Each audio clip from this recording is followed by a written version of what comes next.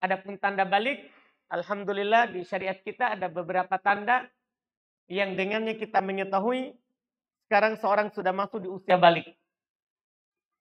Pertama, dengan dia mimpi basah. Kapan dia mimpi berhubungan badan atau dia tidak mimpi berhubungan badan tapi basah, yaitu keluar mani di malam hari saat dia tidur, maka ini menandakan kalau dia sudah berusia balik. Atau kalau tidak, maka dengan tumbuhnya bulu di sekitar kemaluan.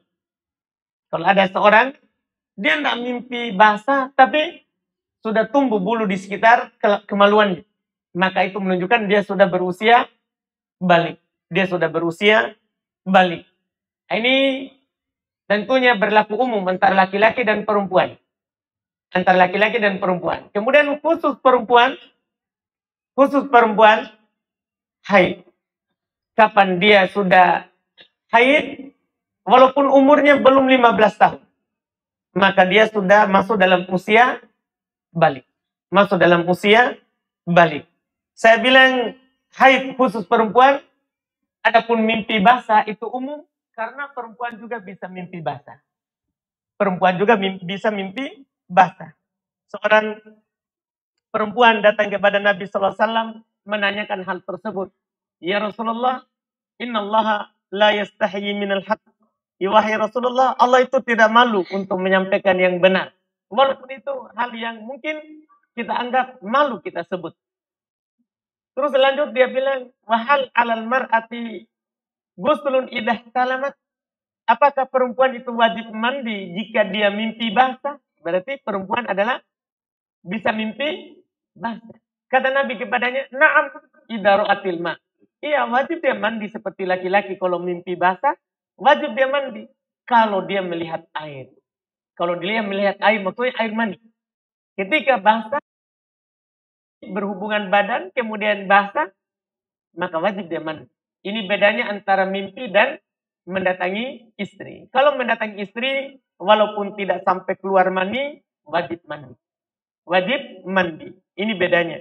Maka ketika seorang perempuan mimpi basah, maka dia sudah masuk di usia balik. Dan sudah wajib sholat 5 waktu tentunya. Dan pembahasan kita sekarang adalah yang wajib sholat Jumat. Nanti perempuan tidak masuk dengan ucapan setelahnya. Karena dikecualikan perempuan, budak, dan nanti akan kita sebutkan. Jadi pada dasarnya ini kaidah umum dulu. Setiap orang yang sudah wajib sholat 5 waktu, wajib Jumat. Itu kaidah dasar dalam kewajiban Jumat. Iya. Kemudian beliau sebutkan syarat dan ketentuan berikutnya. Kata beliau, wa idza kana mustautinan bibinain, kalau dia mukim. Kalau dia lagi mukim, bukan musafir. Iya. Orang ini lagi mukim. Iya. Adapun musafir nanti akan dikecualikan. Iya. Jadi dia ini adalah bukan musafir. Dia orang yang tinggal di penduduk itu. Iya, di penduduk itu. Wa bainahu wa bainaha farsakun famaduna. Nah, ini dulu ya. Kita sekarang ini alhamdulillah diberikan kemudahan dekat masjid.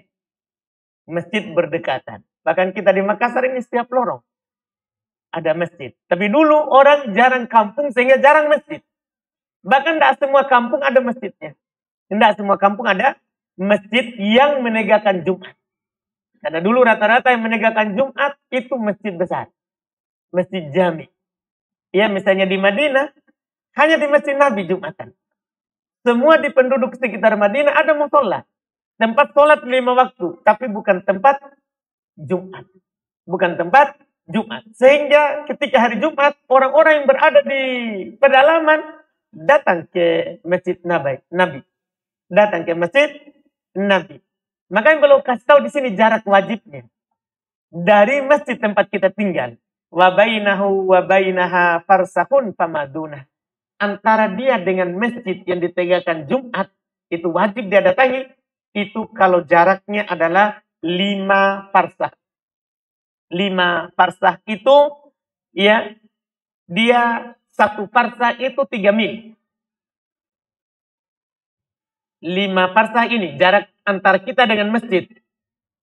Satu parsah ini ukuran jarak waktu dulu. Kalau sekarang kita tidak kenal mil, parsah, barit, kita tidak kenal itu. Itu ukuran dulu. Sekarang kita ukurannya kilometer. Berapa kilo dari sana ke sana. Sekarang berarti kita harus tahu dulu berapa satu parsah.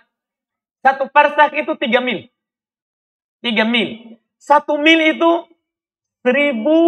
sekitar 1670 meter. 1 mil. Berapa kilo berarti?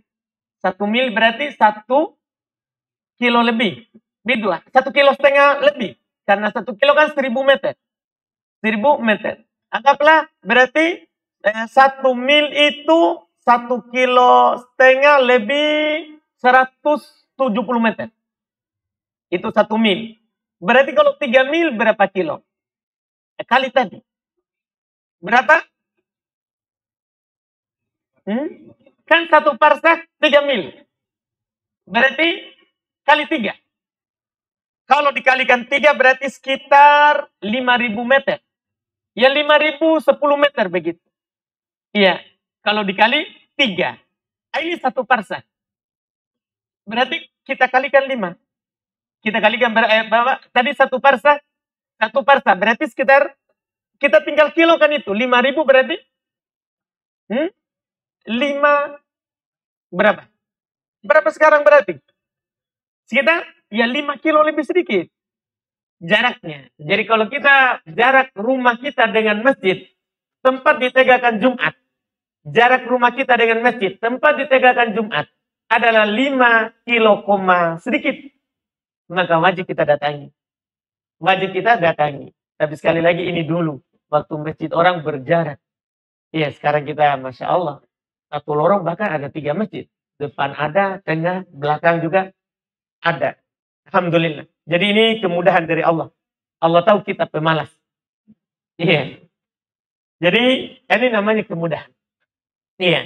Kenapa mereka bilang ukurannya segitu? Sekitar 5 kilometer baru wajib kita. Karena rata-rata dulu lemparan suara itu paling jauh kalau dia tinggi, maka sekitar 5 kilo kerasnya. Itu dulu. Karena Nabi SAW ketika ditanya oleh orang buta, bahwa apakah saya punya udzur untuk tidak ke masjid. Dia sholat, dia kata Nabi kepadanya, atas ma'un nida, kamu dengar adzan? Kamu dengar adzan? Qala na'am. Dia bilang, iya, Pak Ajib. Maka kamu wajib jawab. Wajib datang. Jadi kalau bentangan suaranya adalah sampai seperti itu tadi, semua jarak yang satu parsah dan kurang dari itu wajib untuk menghadiri Jumat. Ini paling jauhnya ya ukurannya. Paling jauhnya ukurannya. Adapun kalau kita dengar adzan di dekat, kita wajib tentunya untuk menjawabnya. Untuk menjawabnya. Ini yang wajib. Kemudian ilal mar'ah satu, kecuali perempuan.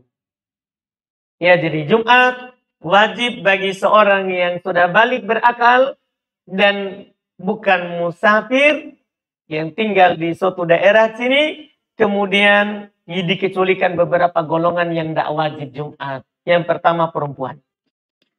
Perempuan tidak wajib padanya untuk menghadiri Jumat.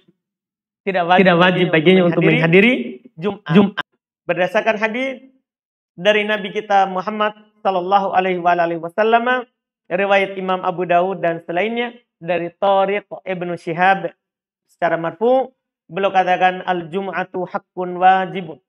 Jumat itu hak yang wajib ala kulli muslimin fi jama'atin, terhadap setiap muslim dia lakukan dalam jamaah illa arba'ah, kecuali 4 golongan. Jadi hak wajib kecuali 4. Abdun mamluk, ini akan disebutkan sebentar, seorang budak yang dimiliki oleh tuannya, awim ro'atun. Ini yang kedua dikecualikan, atau perempuan. Atau perempuan kata Nabi. Ausobiyun, atau anak kecil. Anak kecil tidak wajib Jumat karena syaratnya sudah balik, baru wajib. Au maridun, atau orang yang sedang sakit. Ini Nabi sebutkan 4. Iya. Makanya kata beliau, ilal mar'ah 1, kecuali perempuan. Wal abdu budak, wal musafir. Nah, tadi dalam hadis tadi tidak ada musafir. Tapi kenapa kita keluarkan? Penulis bilang musafir tidak wajib Jumat. Karena Nabi SAW bersafar dengan safar yang sangat banyak. Tidak pernah dinukil beliau sholat Jumat. Nabi kita bersafar dengan safar yang banyak. Tidak pernah dinukil beliau melakukan sholat Jumat. Sehingga ini sholat Jumat berdasarkan apa yang dinukil dari Nabi itu. Ya, dikatakan oleh para ulama sebagai kesimpulannya musafir berarti tidak wajib Jumat. Yang berikutnya wal ma'dzur bimarad. Demikian pula tidak wajib Jumat bagi orang yang punya udzur karena sakit. Yang punya udzur karena sakit. Orang sakit tidak wajib Jumat. Tadi hadisnya. Nabi kecualikan. Ya, orang yang sakit. Au mator. Berikutnya hujan. Termasuk udzur untuk tidak hadir Jumat adalah hujan. Apa dalilnya? Dalilnya adalah Ibnu Abbas dalam riwayat Imam Al-Bukhari dan Imam Muslim. Ketika hujan di masa beliau berkata kepada muadzinnya, "Idza qulta asyhadu an la ilaha illallah" 2 kali, kemudian asyhadu anna Muhammadan Rasulullah, fala taqul hayya 'alas shalah. Jangan kamu bilang setelahnya hayya 'alas shalah, mari kita salat. Jangan katakan itu. Qul, tapi katakanlah shollu fi buyutikum. Salatlah di rumah-rumah kalian. Ya, boleh juga ada lafaz lain. Shollu fi rihalikum, sama. Ya, sama. Jadi di muadzinnya ganti lafaz. Dengan lafaz tadinya hayya 'alas shalah menjadi apa? Shollu fi buyutikum. Waktu itu orang-orang merasa ini aneh. Kenapa Ibnu Abbas ini kan sholat berjamaah? Kenapa dia bilang sholatlah di rumah kalian? Maka kata Ibnu Abbas ketika orang-orang mempertanyakan apa yang beliau ajarkan ini, beliau bilang fa'alahu man huwa khairum minni. Itu telah dilakukan oleh orang yang lebih baik dari saya. Maksudnya Rasulullah. Rasulullah juga begitu. Kalau hujan, maka beliau suruh muadzinnya untuk menyatakan shollu fi buyutikum. Lafaz adzan ini menunjukkan bahwa orang yang sedang di rumah terus turun hujan, maka itu merupakan udzur baginya untuk tidak hadir apa? Jumat. Dia sholat duhur. Dia sholat duhur karena Nabi izinkan. Kenapa? Ibnu Abbas bilang inni karihtu an uhrijakum. Saya tidak senang untuk membuat kalian susah. Fatamshuna fitin waddahab. Sehingga kalian berjalan di tanah lumpur. Itu memberatkan. Dan kaidah umum dalam syariat kita, alhamdulillah, al-masyaqqatu tajlibut taisir. Jika ada sesuatu yang memberatkan, maka pasti ada kemudahan. Pasti kita diberikan kemudahan. Jadi ini sakit disebut udzur untuk tidak Jumat. Mator, hujan termasuk udzur untuk tidak Jumat. Al khauf, atau adanya rasa takut. Ya, adanya rasa takut. Tidak wajib Jumat. Takut di sini umum ya. Takut dari musuh, atau takut dari orang, atau takut dari hewan buas, atau takut dari terbakar misalnya. Iya. Ini masuk semua. Misalnya satpam, kalau orang semuanya pergi Jumat kan dia jaga.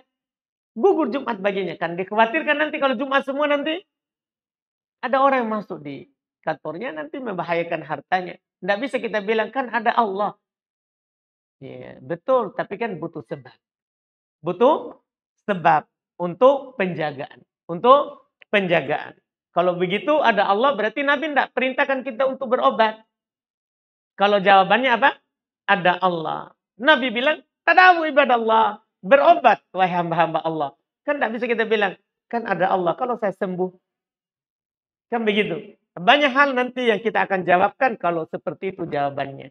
Ini namanya udzur yang Allah Subhanahu wa taala berikan keringanan. Tapi bagaimana kalau mereka hadir?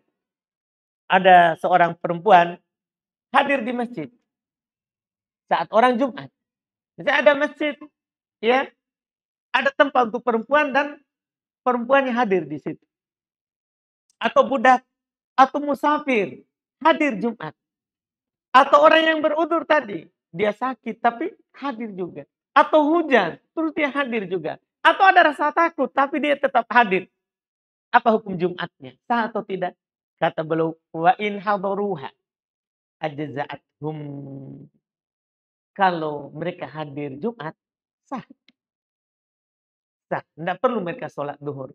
Jadi kalau ada seorang perempuan, kebetulan dia di masjid, terus dia ikut Jumat, dengarkan khotib, sholat juga seperti ikut imam yang Jumatan, maka sah. Tidak perlu sholat Jumat, tidak perlu sholat duhur. Demikian pula semua tadi. Tapi kata beliau, walam tan'akid bihim, cuman mereka tidak masuk di bilangan ya Jumat. Jadi maksudnya, saya contohkan begini, ada orang mau melakukan Jumat, tapi dia cuman dia sendiri. Cuman dia sendiri, dan yang ada perempuan semuanya. Perempuan tidak dianggap sebagai bilangan yang bisa menutupi jumlah syarat sahnya Jumat. Yang kita akan sebutkan nanti, berapa orang baru dianggap Jumatan. Berapa orang baru dianggap Jumatan. Jadi kalau ada perempuan semuanya mau sholat Jumat, tidak sah. Karena perempuan tidak sah Jumat. Mereka itu sah kalau ikut laki-laki. Adapun mereka sendiri mau mendirikan Jumat, tidak sah. Tidak sah Jumatnya. Bahkan tidak sah sholat berjamaah kalau hanya perempuan saja. Sampai para ulama mengatakan seperti itu. Karena perempuan itu adalah ikut ke laki-laki. Bukan dia ya dianggap sebagai ya golongan yang mengangkat kewajiban Jumat. Yang mengangkat kewajiban Jumat.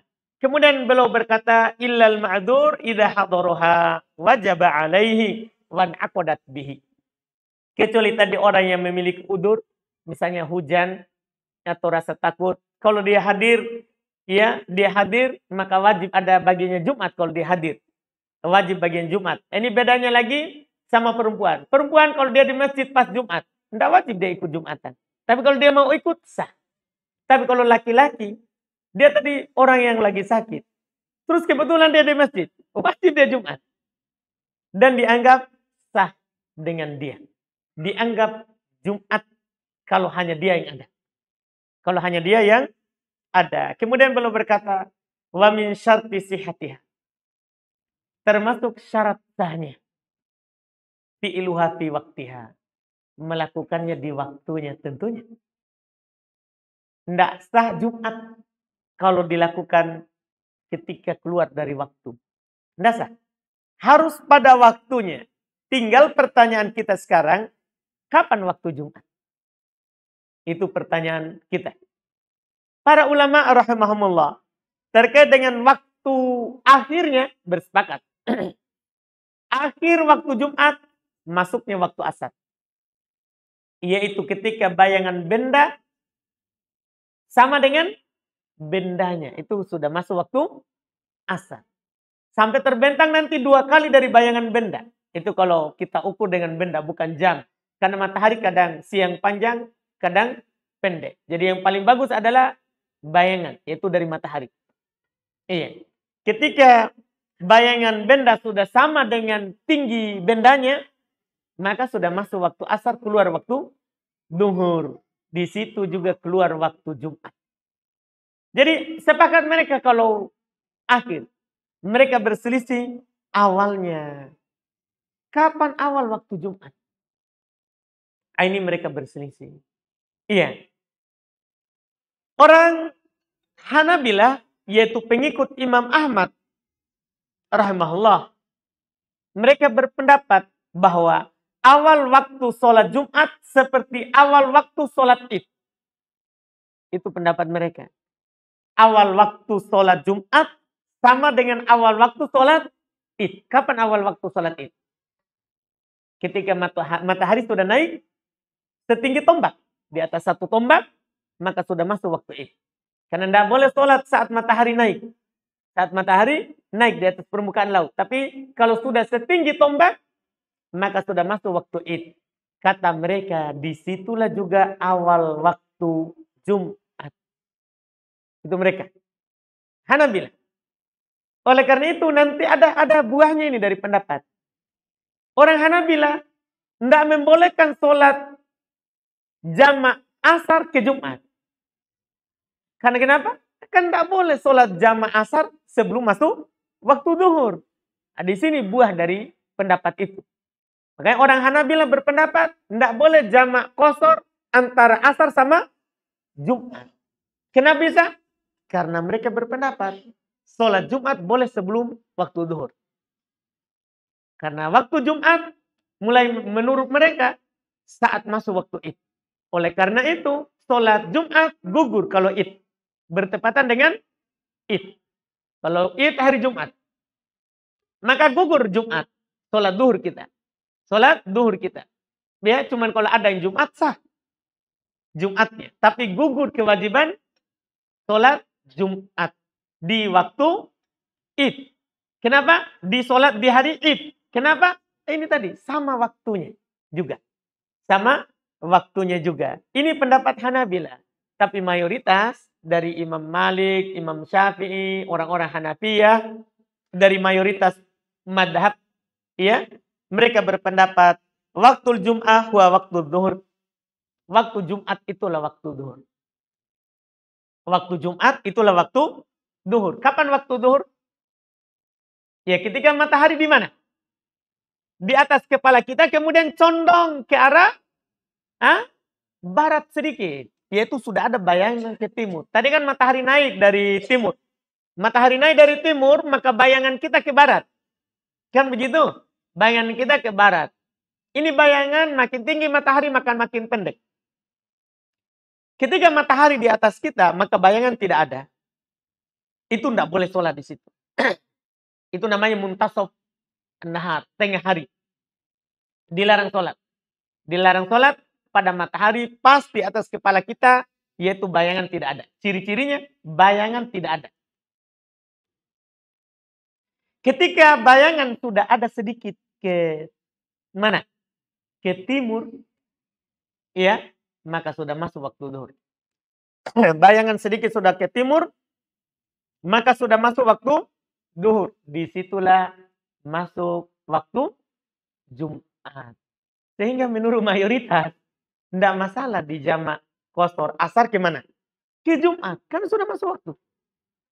Karena sudah masuk waktu duhur. Ini nanti buah dari pendapat yang mereka pegang. Dan pendapat mayoritas ini yang benar insya Allah.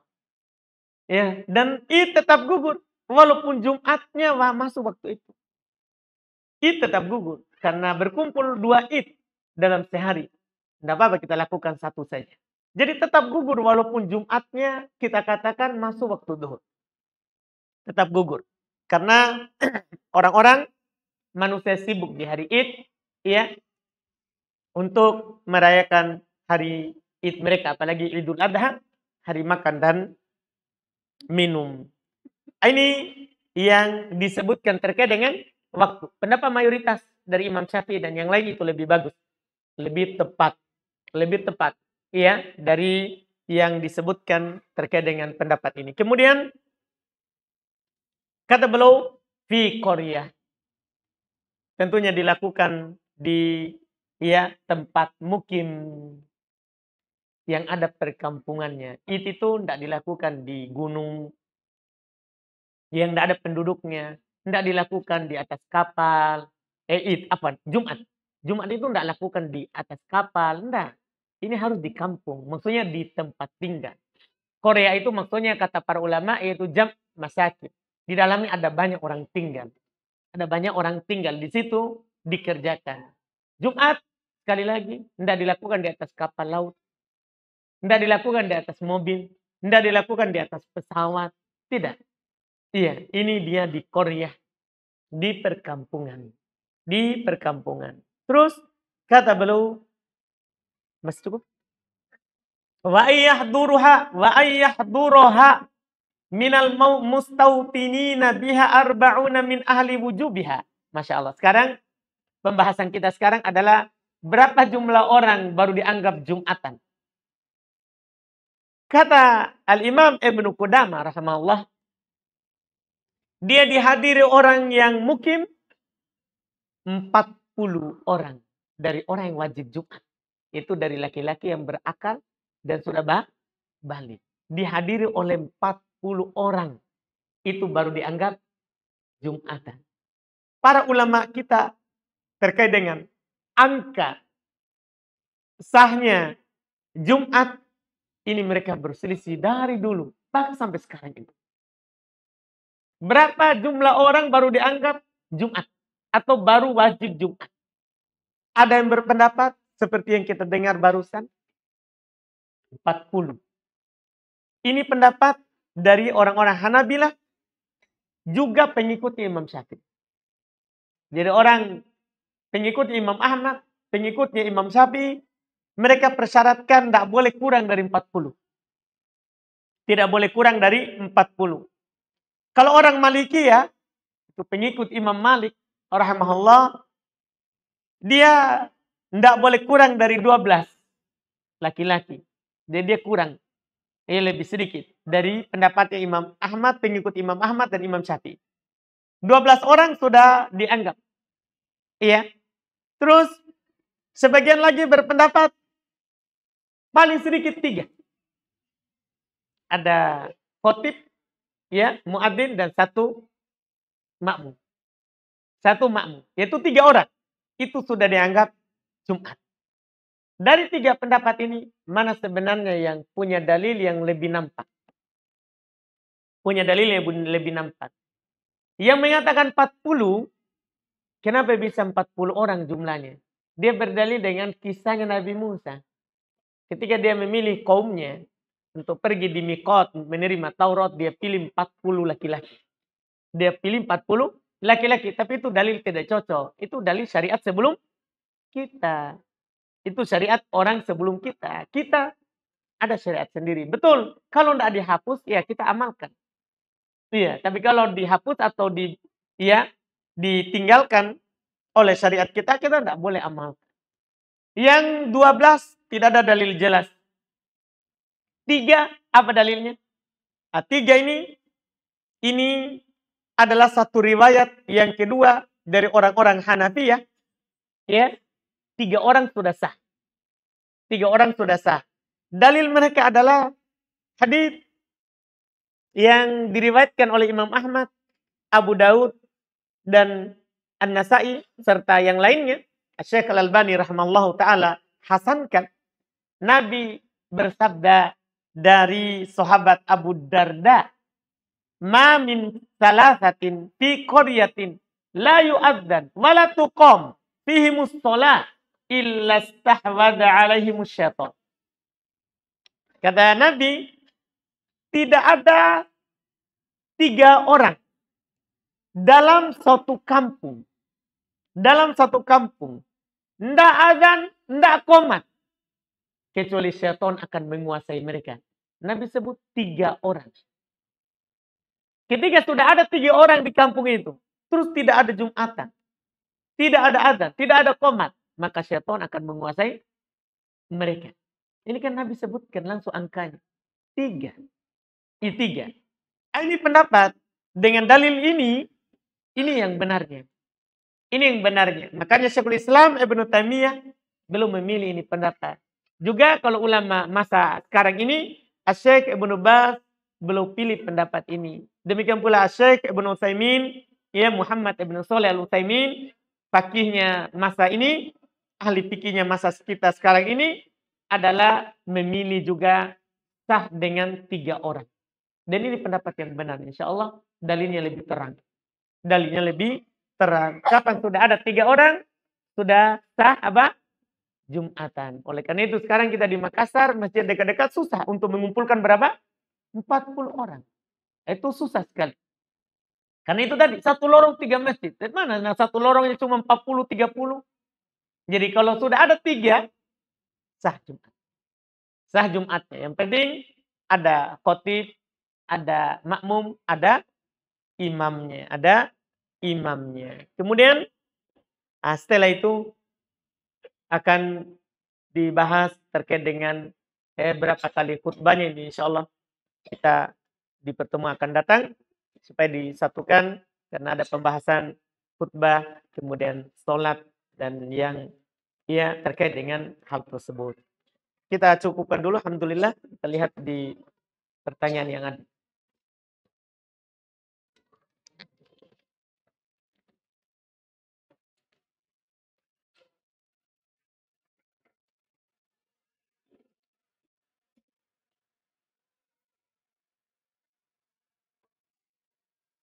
Ustadz, bagaimana cara menundukkan pandangan?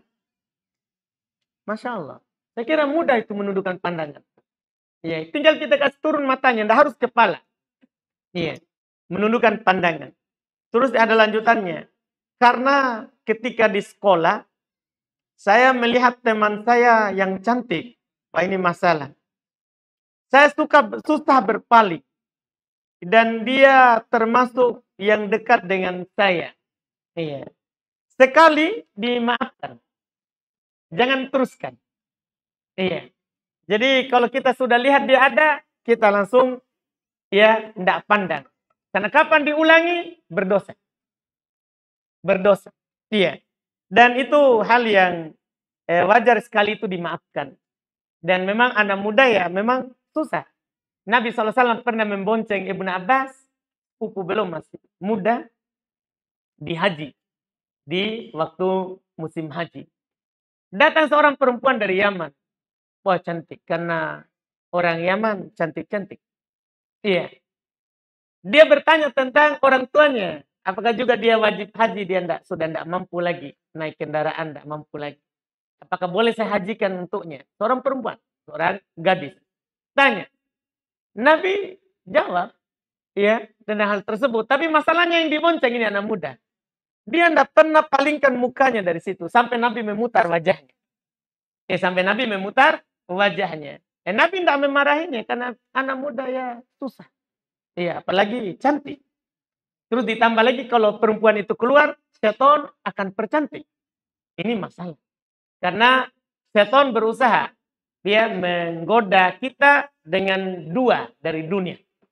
Perempuan dan harta.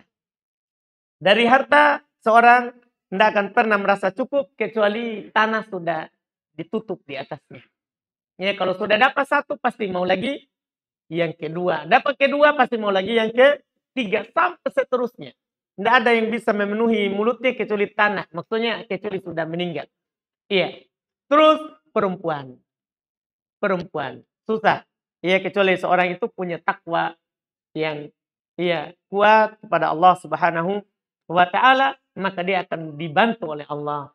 Karena ihfadillah yahfadka.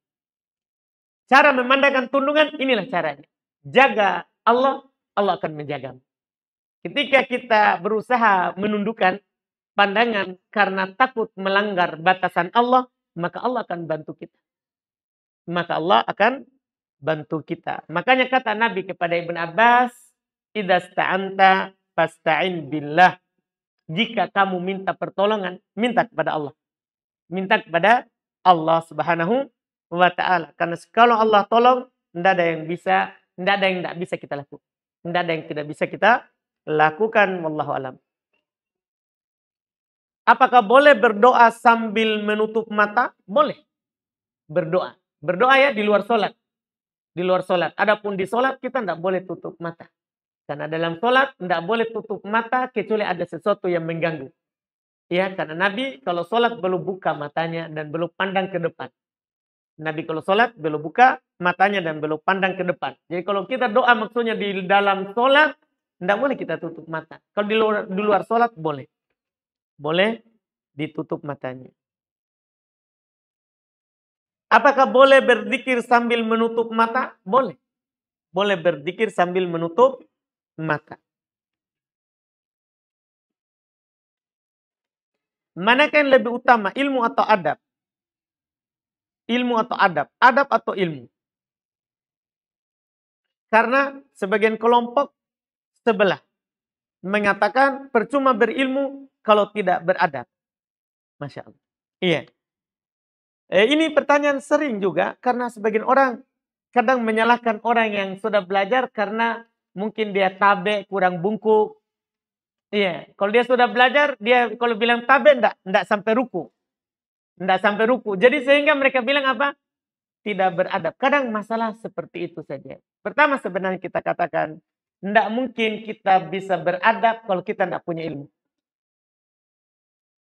Enggak mungkin. Kalau ada orang bilang, ini orang beradab sekali, tapi enggak punya ilmu. Enggak mungkin. Enggak mungkin. Dan itu enggak bermanfaat.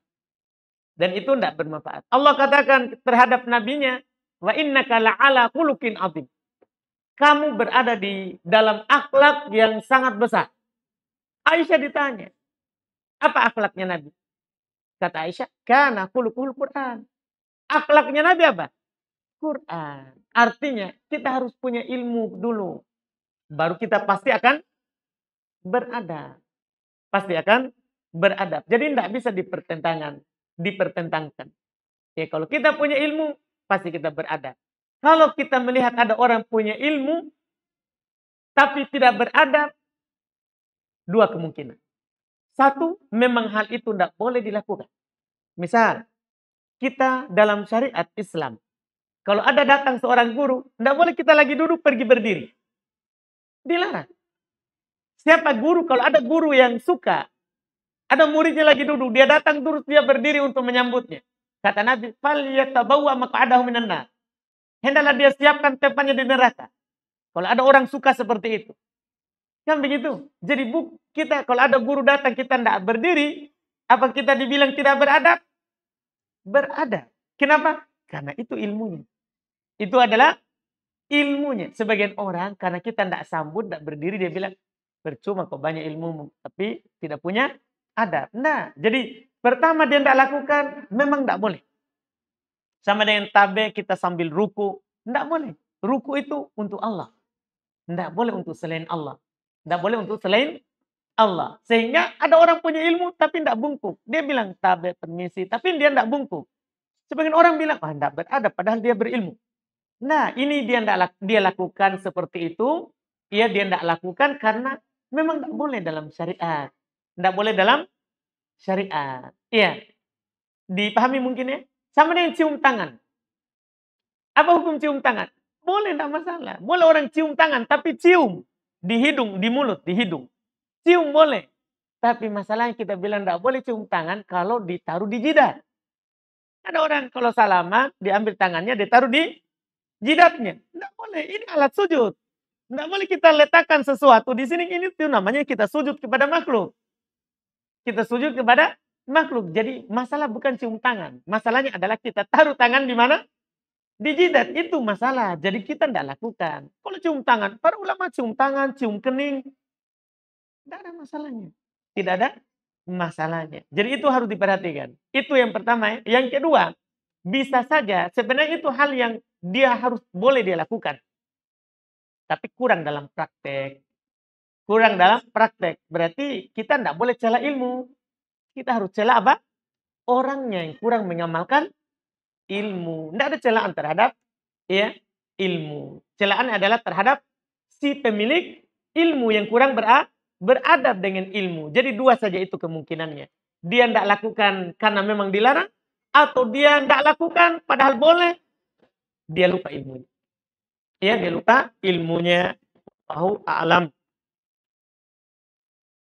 Ustadz, saya pernah mendengar teman saya ketika diajak sholat, dia alasan kalau belum mandi wajib, padahal dia belum nikah. Nah, ini masalah juga ya. Dan masih satu sekolah dengan saya. Apakah orang begini kita hantam? Kejam ini ya. Atau kita biarkan? Masya Allah. Ya memangnya junub itu harus nikah. Itu masalah kita. Iya, orang itu belum mandi wajib bukan karena apa? Bukan karena mendatangi istri. Siapa tahu tadi malam dia mimpi basah, bangun terlambat, habis sholat langsung pergi ke sekolah, tidak sempat mandi wajib, ya kan? Dia sholat misalnya, dia lupa kalau mimpi basah. Misal, iya kan? Akhirnya dia bilang, saya belum mandi wajib. Saya belum mandi wajib. Atau anggaplah dia sudah sholat subuh. Habis sholat subuh, dia tidur. Dia tidur. Oh ternyata bangun, banjir. Iya, dicium baunya, iya bau itu. Karena beda bau kencing sama bau mandi. Kita tahu semua lah itu, tidak perlu saya gambarkan. Iya, beda baunya. Tapi dia tidak mau mandi. Dia pergi sekolah, masuk waktu duhur, kita ajak dia sholat, dia bilang, saya belum mandi, wajib. Kan bisa saja seperti itu. Kita harus bersangka baik sama kawan kita. Walaupun orang ini kita katakan, wajib dia mandi. Kalau sudah masuk waktu sholat. Ya boleh dia mandi di sekolahnya. Tidak apa-apa, kan tidak harus pakai sabun itu mandi junub. Kata Nabi, innama yakfi antahti ala ru'siki, kata Nabi, salas hasayat. Cukup bagi kamu siram di atas kepalamu 3 kali siram, basah semua badan, itu sudah anggap suci. Dari junub sudah dianggap suci dari haid. Ya kalau ada orang suci dari haid di kantor, cukup dia siram di kantornya, di dalam kamar mandi, siram 3 kali, basah seluruh badan, sudah dianggap mandi. Sudah dianggap suci. Demikian pula seorang yang junub. Seorang yang junub.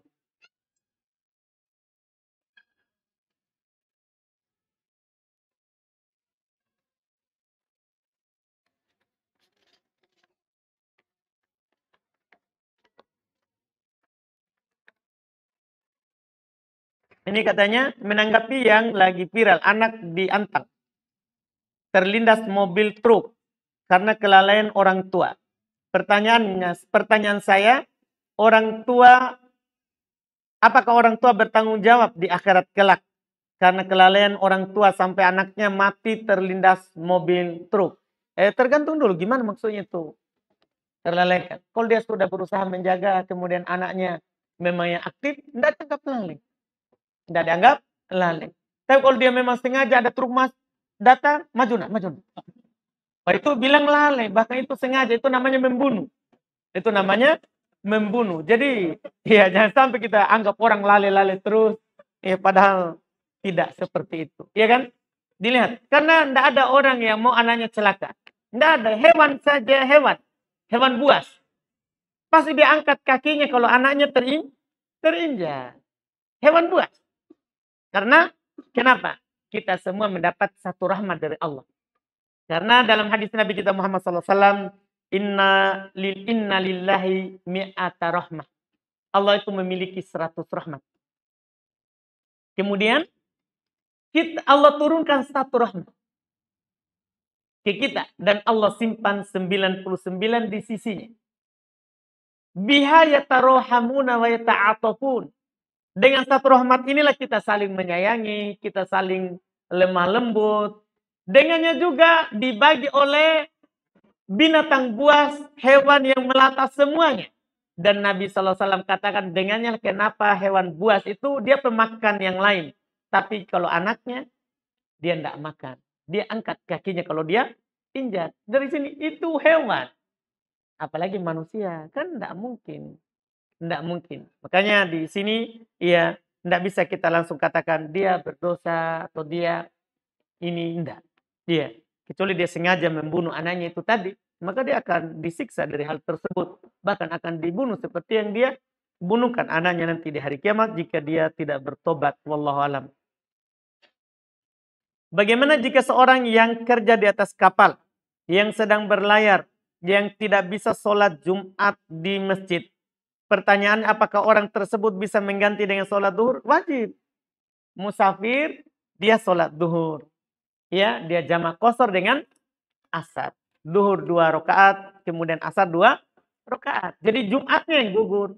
Jumatnya yang gugur. Adapun duhur tidak gugur. Ana punya usaha di luar kota dan dikelola keluarga. Dan rencana mau ke sana untuk kelola sendiri. Tapi di sana mayoritas non-muslim. Minta sarannya Ustadz, apakah saya hijrah membawa keluarga saya untuk mengembangkan bisnis di sana atau tetap di sini untuk melanjutkan pendidikan anak di sekolah sunnah. Iya, Masya Allah.